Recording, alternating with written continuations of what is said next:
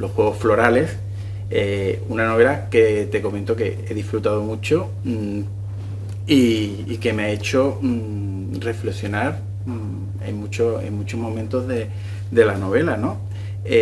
Lo que quería comentarte es si se puede decir que esta obra es más una realidad o una ficción, por la trama que tiene. Vamos a ver, es una obra de ficción, lo que pasa es que obviamente está inspirada en una serie de escenarios y de personas que luego han dado lugar a personajes que yo he visto en la vida real. Obviamente uno no puede escribir o no debería escribir sobre lo que no conoce, ¿no? Y en este caso hay varios mundos aquí y varias formas de ser, vamos a decirlo así, o varias actitudes ante muchas cosas que yo sí he conocido previamente, pero es una ficción. Esto me lleva a mi segunda pregunta, ¿no? Ignacio lo deja todo para buscar un sueño, que es el sueño de ser escritor, ¿no? Pero en un principio no lo consigue. ¿Se puede vivir siendo escritor? O sea, la pregunta es, ¿se puede vivir de ser escritor? De ser escritor. Porque vivir siendo escritor, sí. Afortunadamente creo que se puede. Vivir de ser escritor se puede vivir, es muy difícil. O sea, honestamente, yo creo que las personas que viven exclusivamente de la literatura en España se cuentan con los dedos de la mano. Dicho esto, el problema de Ignacio Benavides, tú lo has dicho antes, lo abandona todo para cumplir sus sueños. No es verdad. Quiero decir, no es verdad. O sea, esa es la imagen mental que tiene él mismo de lo que está haciendo. Pero tú, cuando persigues algo, sobre todo cuando persigues algo que sabes que es difícil, y como puede ser la literatura, pero cualquier disciplina artística en la que no hay punto medio, o triunfas o fracasas, por así decirlo, y el número de fracasados es mucho más numeroso que el de los que triunfan, tienes que saber que el camino es muy largo, que hay muchas piedras, muchos sinsabores, por lo cual tienes que tener una gran tolerancia a la frustración. Ignacio Benavides no tiene ninguna tolerancia a la frustración. Entonces él piensa que está dejando todo por no sé qué, pero en realidad a la mínima que las cosas se le tuercen un poquito, ya se desespera, se agobia, o sea, tiene como esa ansiedad por todo que no conduce a ningún lado nunca. Entonces con esto también, y perdón por enrollarme tanto, creo que hay un cierto retrato generacional que es la intolerancia a la frustración. Querer que eres merecedor de muchas cosas y que aspiras a cosas muy grandes, pero no ser capaz de recorrer el camino, que muchas veces no es agradable, para llegar a ellas. ¿Cuántos móviles se han roto contra una pared, no? Hombre, como el de Ignacio. Infinitos. El Samsung de Ignacio, ¿no? Efectivamente. Mira, la trama gira en torno a un personaje y una novela titulado Darse cuenta, ¿no? Sí. Que resurge del olvido, que sufre muchas obras y tiene la posibilidad de ser llevada a la pantalla. Sí. Esa es un poco la trama principal, ¿no? Eso es. ¿Cómo surge esta original historia? Quizás de un deseo escondido tuyo, de alguna experiencia personal o de otras circunstancias. No creo que sea por una vivencia mía. Es decir, vamos a ver, yo he tenido la experiencia de escribir una primera novela porque esta es la segunda, entonces sí que me puedo sentir identificado con alguna de las cosas que le suceden a Ignacio Benavides en este sentido. Pero yo lo que quería ilustrar con esto, honestamente, es una persona que tiene mucha tendencia a la frustración, a la desesperación, como es este chico. Su mundo se hunde porque él tiene un fracaso sentimental, tiene un fracaso literario y profesional, y él como que ya de alguna forma, aunque siga estando frustrado, como que se ha olvidado un poco de esos sueños. Y luego de repente, como dices tú, aparece como de la nada una oportunidad, ¿no? Y le llenan la cabeza de pájaros, o sea, como que de repente ve abrirse el cielo, ¿no? Entonces, como para una persona que no tiene tolerancia a la frustración, que de repente le vuelvan a dar la oportunidad y luego pase lo que pasa, ¿cómo lo gestiona mentalmente, no? Que es en este caso imposible, no es capaz de enfrentarse a eso, cuando tampoco es tan grave. Ni nada de lo que le ha pasado antes es tan grave, pero no es capaz de afrontarlo. Luego hablamos de personajes y comenzamos por Ignacio Benavides, ¿no? A mí me gustaría que tú, como el creador de Ignacio, nos contaras cómo es, en tus palabras. En mis palabras, bueno, lo primero dicho, es un personaje con muy poca tolerancia a la frustración y que tiene ese concepto generacional, ¿no? De merecerlo todo, pero no tolerar que las cosas no salgan como uno piensa. Por otro lado, a raíz de eso, que es una característica que sale a la luz por la opinión que tiene él de varios personajes a lo largo del libro, es una persona a la que la gente que a lo mejor ha sido menos ambiciosa que él, pero que ha llevado una vida, vamos a decirlo así, ordenada, en el sentido de pues, que se ha esforzado, que ha ido cumpliendo con las cosas que se le han puesto por delante, como puede ser su padre, como puede ser algunos empleados de la librería en la que él trabaja, etcétera, etcétera. Él tiende a despreciarlos. A su madre también, a su madre... O sea, como que tiene ese orgullo un poco absurdo porque realmente él no ha conseguido nada, pero como se cree merecedor de esto, los mira por encima del hombro.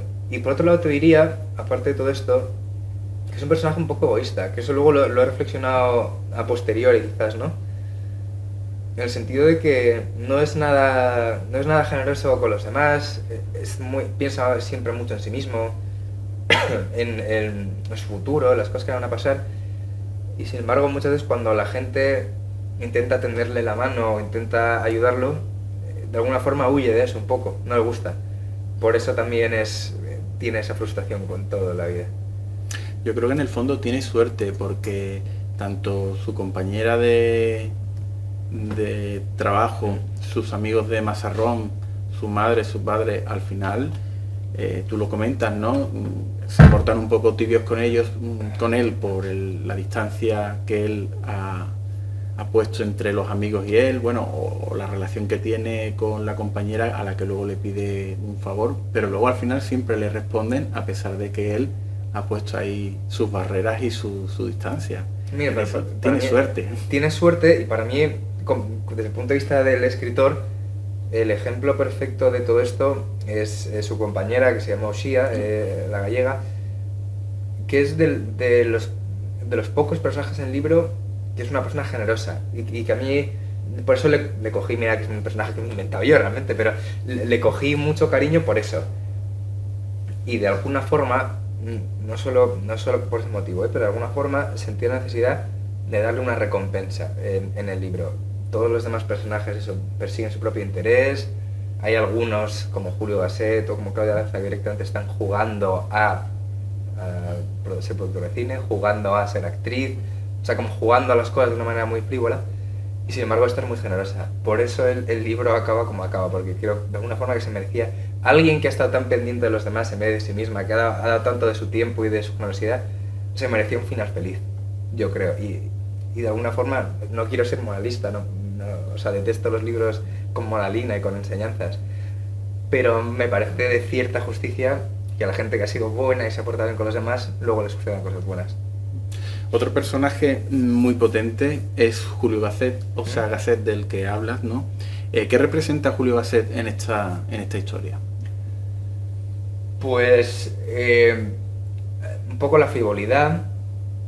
Él por su posición y tiene una vida completamente desahogada, no necesita ni trabajar, tiene mucho dinero, entonces como que lo que he dicho un poco antes, que en vez de hacer las cosas, juega a hacer las cosas.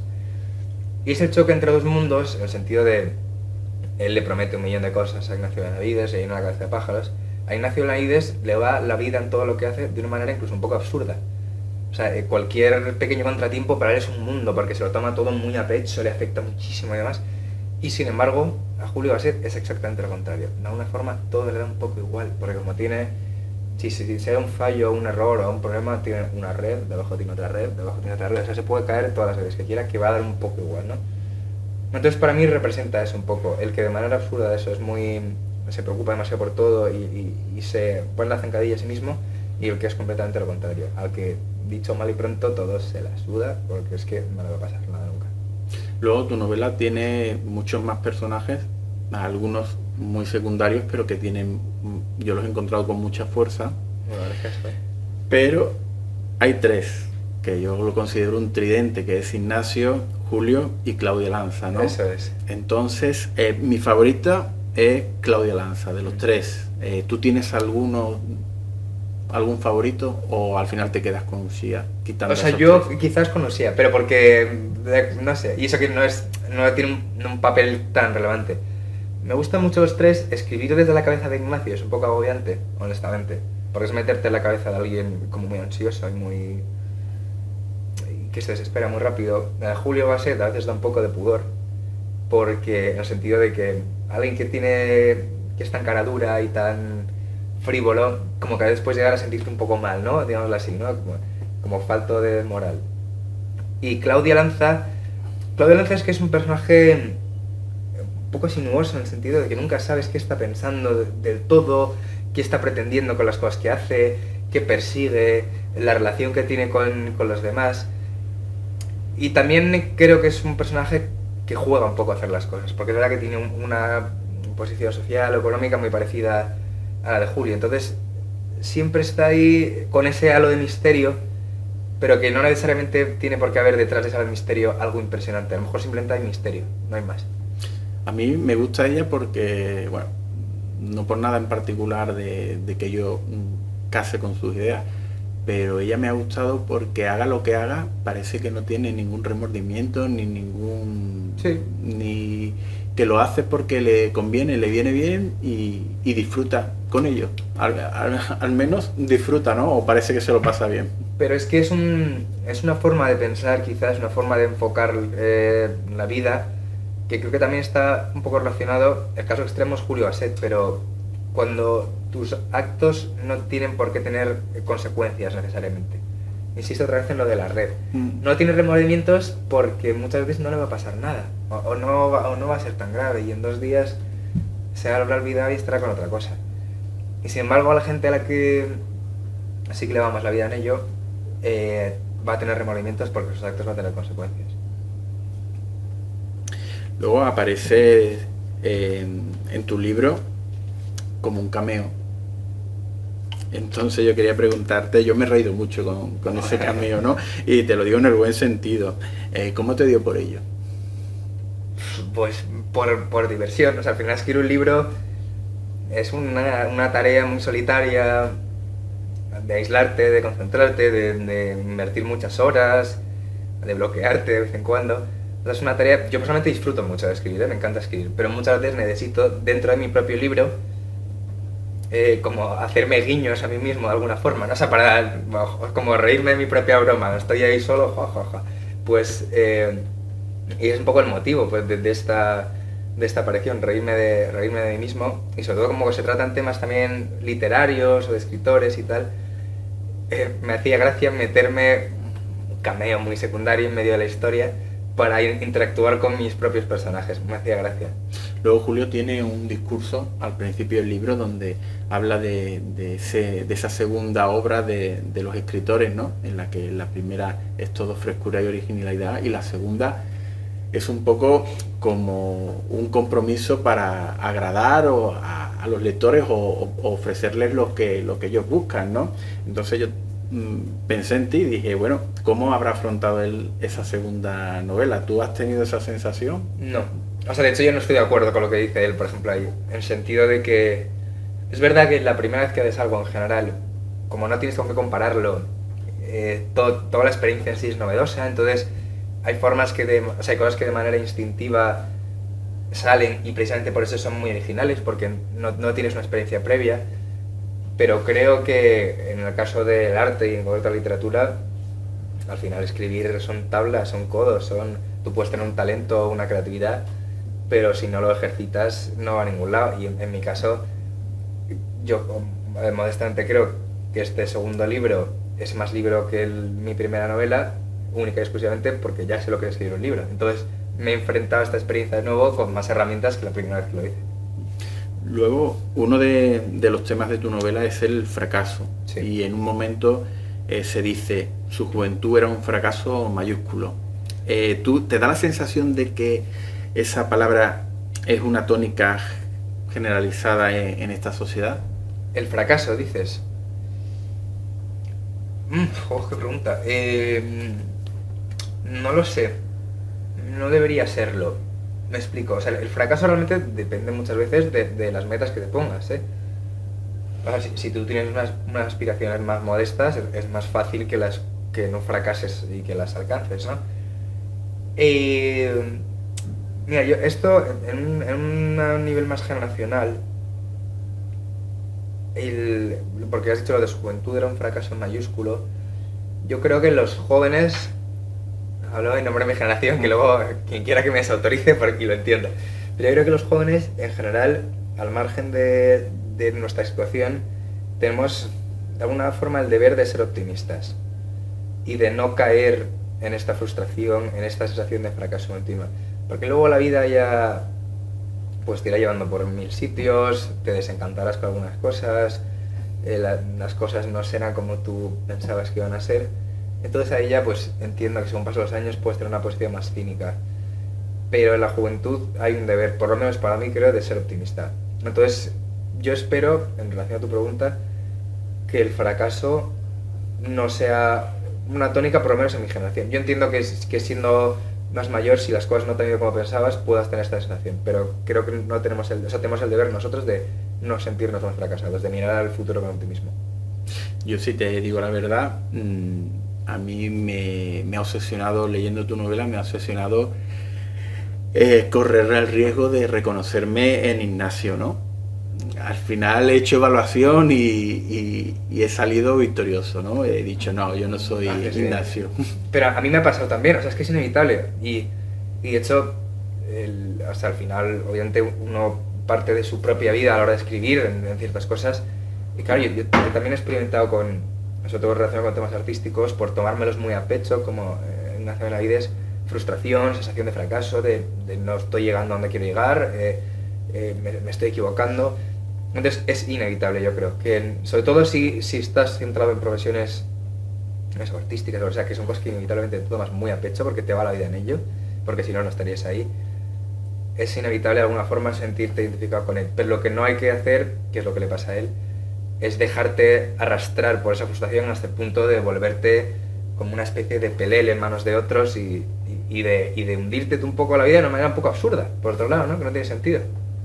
Luego, lo que me comentabas viene a relación con algo que también mencionas un par de veces en la novela, que es ese último tren, ¿no? Coger Claro. ese último tren. ¿Tú crees en el último tren o crees que puede aparecer uno en alguna vía en cualquier momento?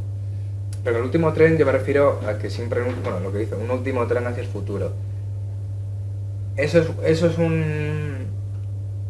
no sé cómo decirlo, es una postura o una visión que tienen de las cosas la gente que por lo general es optimista, curiosamente. O sea, la gente siempre que es optimista tiende a pensar, bueno, va a haber otra oportunidad, esto se va a poder arreglar, esto vamos a poder tirar hacia adelante con ello. Yo en general soy optimista, creo, y sí que creo en siempre hay un último tren hacia el futuro, se va a poder hacer, no está todo perdido. De alguna forma, si nos ponemos a ello, vamos a conseguir que se arregle. Yo tiendo a pensar así. Algo que me ha gustado mucho de tu novela es que es un libro lleno de detalles. Esos detalles te convierten en un, digamos, espectador en primera línea, en la cual es fácil situarse dentro del escenario con lo que a través de las palabras que relatan, ¿no? Entonces quería preguntarte, ¿tú en la vida real eres tan detallista y tan observador?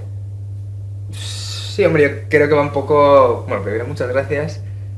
Y lo segundo, sí, va un poco de la mano.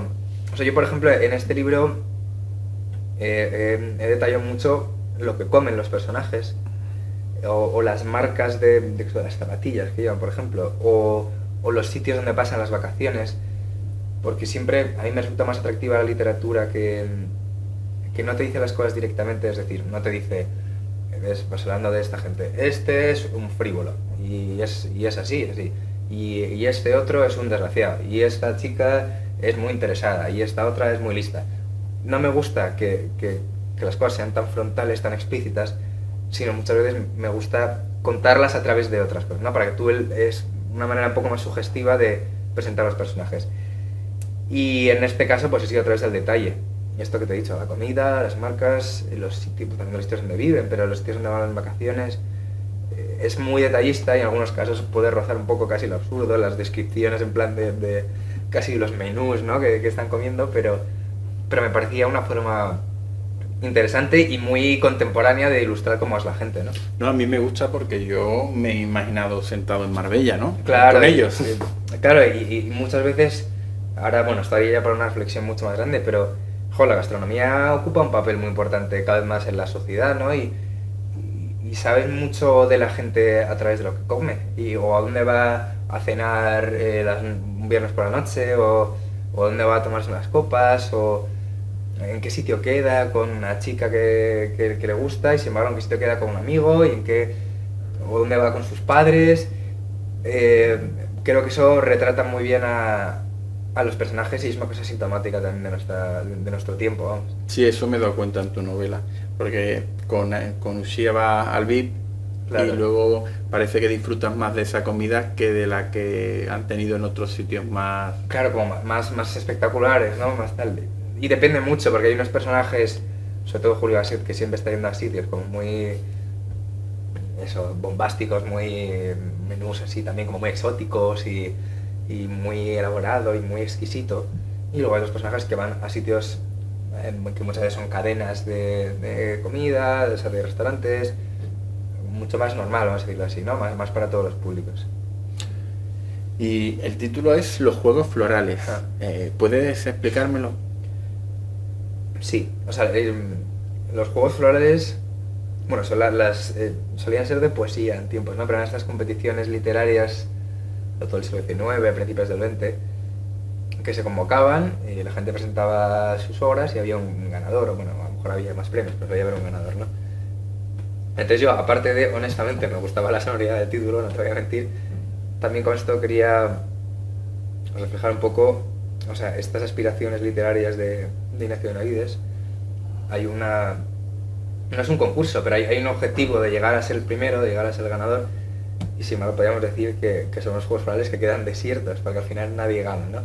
Entonces era una forma de ilustrar a lo mejor ese concepto de competición, ¿no? O de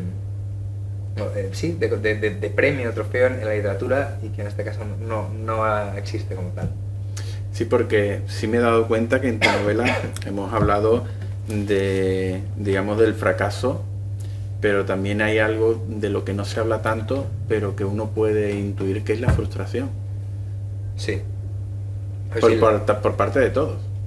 Sí, o sea, cada uno tiene la suya propia, pero es lo que te he dicho antes, que es que la frustración de unos pesa mucho más que la de otras, porque los problemas derivados de no cumplir sus metas son mucho mayores. Entonces la frustración para Ignacio Benavides, que se frustra de manera absurda, pues así eso tiene una raíz en que